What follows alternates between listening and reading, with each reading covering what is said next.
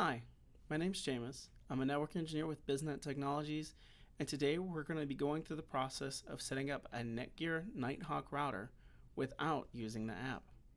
For this process, you're going to need your router plugged in with power and connected to the internet. You need access to a computer. To get started, we're going to connect to the Wi-Fi on your router. Your router will have this printed on the bottom of it and on some of the packaging that comes with. For my particular router, this is a AX1800. The default name is Netgear 43. So we're going to connect. We're going to put in the default password that's printed on the bottom, LARGECREAM617. So this is what's printed on mine. However, what's printed on yours might be different. We're going to select next, and it's going to try and connect.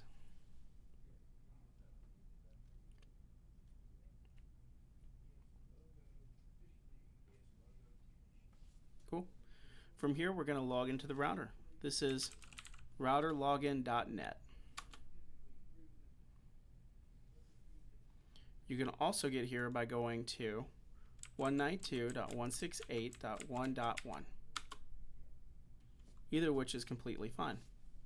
Once you're here, you're going to scroll down to the bottom of this page. You're going to select, if you don't have a compatible smartphone, click here.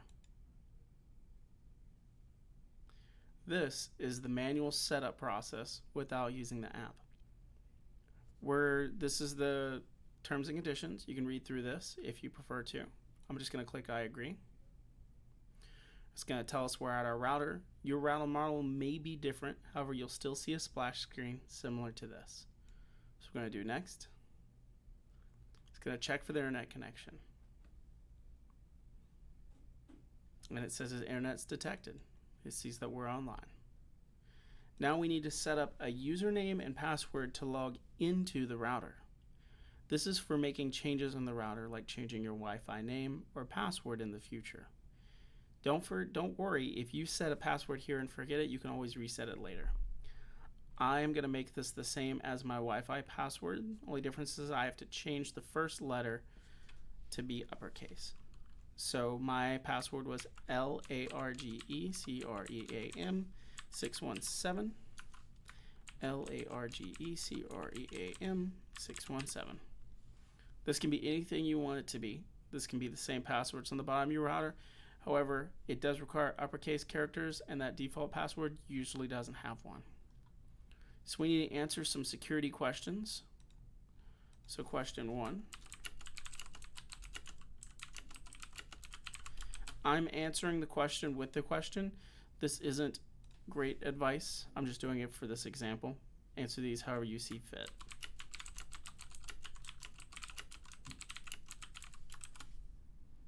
We're going to go next. This is where it's asking us to set up our Wi-Fi. We can change our Wi-Fi name. We can change the password. We'll change it to my Wi-Fi and my Wi-Fi 5G. We're going to leave Smart Connect disabled. Smart Connect is a handy feature, however it breaks some devices, particularly IoT devices, including Alexas and Ring cameras. So we'll leave that off just to be on the safe side. We'll do next. Now it's setting up our router. Usually during this process, the router might disconnect you from the Wi-Fi. Keep an eye on that. Well, this is a Windows 10 machine here. Lower right hand corner, we see the little Wi-Fi icon. It says we're connected.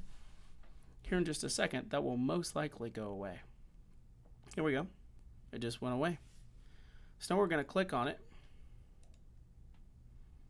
We're going to wait for my Wi-Fi to show up. We don't see it yet. Let's cut it off. Cut it back on. There's my Wi-Fi. So we're going to connect to my Wi-Fi using the password we just made for it. In my case, it's the password that was printed on the bottom of my router. We're going to do next.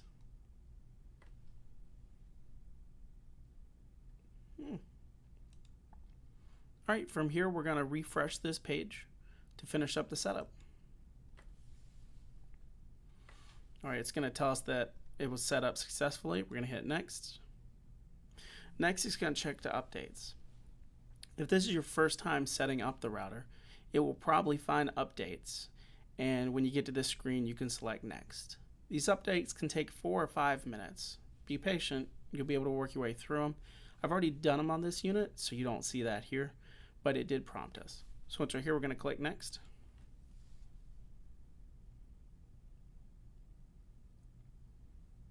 And this is the final page. Once you reach this point, you know you've successfully done it. For example, let's go look at Amazon.com, see if it loads, and everything looks great. All right, I've been Jameis. I hope this video has been helpful.